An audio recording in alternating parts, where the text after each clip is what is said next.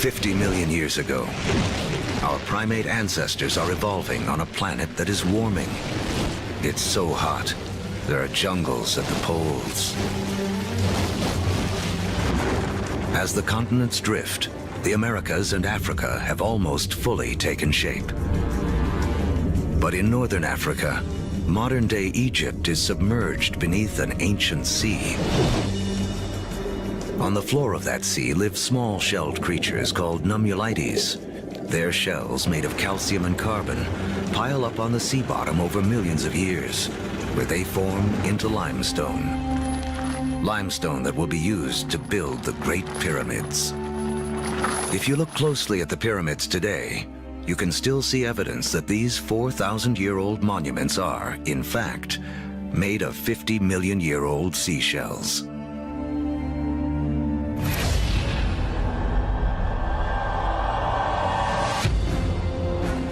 By 10 million years ago, Earth is morphing into a world most of us would recognize. The Colorado River is carving out the Grand Canyon.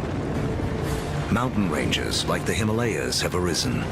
They're so tall, they disrupt weather patterns, setting the stage for a colder planet. The Isthmus of Panama emerges to connect North and South America, cleaving the connection between the Atlantic and the Pacific, disrupting ocean currents and tipping the world even more towards an ice age. With the planet getting colder, our primate ancestors hang on in the tropics. But a new creature is coming in that threatens to destroy them.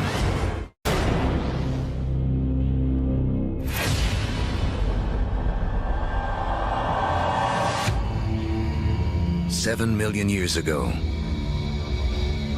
our primate ancestors lived safely in the trees. But their neighborhood is about to be invaded. This newcomer will have as profound an effect on human history as any other living thing on Earth. It seems almost impossible to believe, but one of the most important things that will lead to the emergence of us is the emergence of grass. The grasslands appear almost simultaneously around the world.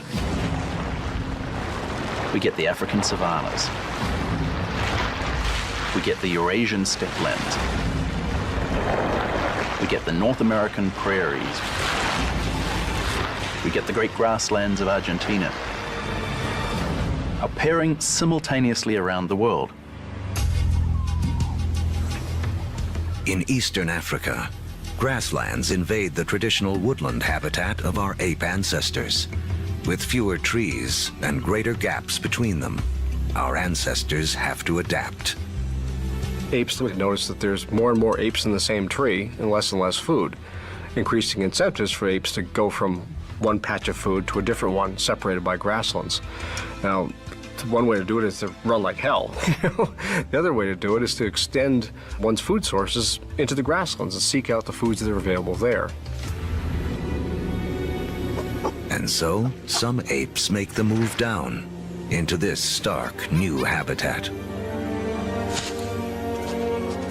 It's a landscape better suited to primates that can walk on two legs, keeping their heads up above the tall grasses to watch for predators.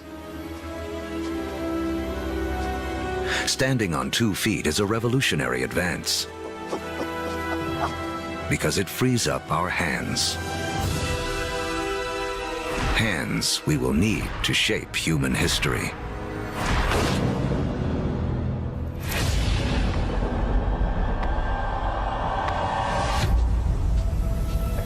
$2.6 million years ago,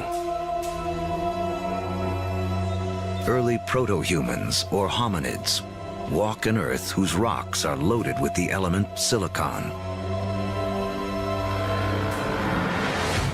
Created in the cores of stars billions of years before, silicon is the second most abundant element in Earth's crust. One of its chemical quirks is the ability to bond with oxygen to form crystals that combine into solid rocks. Rocks that can be chipped and shaped without shattering. Hominids started doing this 2.6 million years ago, breaking cryptocrystalline silicates to make sharp edges, and the people use them for millions, literally 2.6 million years. Simply having a modified stone with a sharp edge on it, now suddenly you have a hammer. You have a crude cutting edge. A simple modified stone means a human can suddenly do 1,000 more things than we could do previously.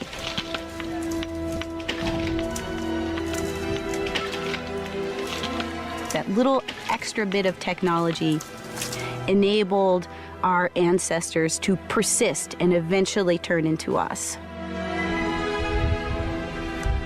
Silicon launches the first technological revolution, the Stone Age. Millions of years after it powers our first handheld devices, another chemical quirk of silicon will make it the height of technology once again.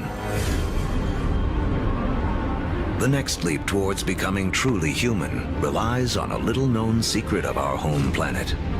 In the known universe, it turns out Earth may have a rare and special power.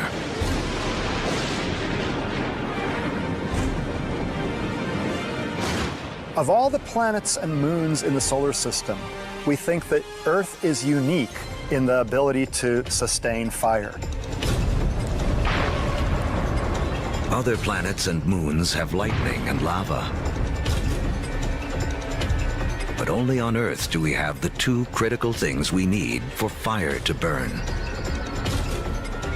A vast fuel supply in the form of plants and trees, and an atmosphere full of oxygen to fan the flames. If fire wasn't a possibility, you'd have nothing like us running around. Homo sapiens, they made a world with fire.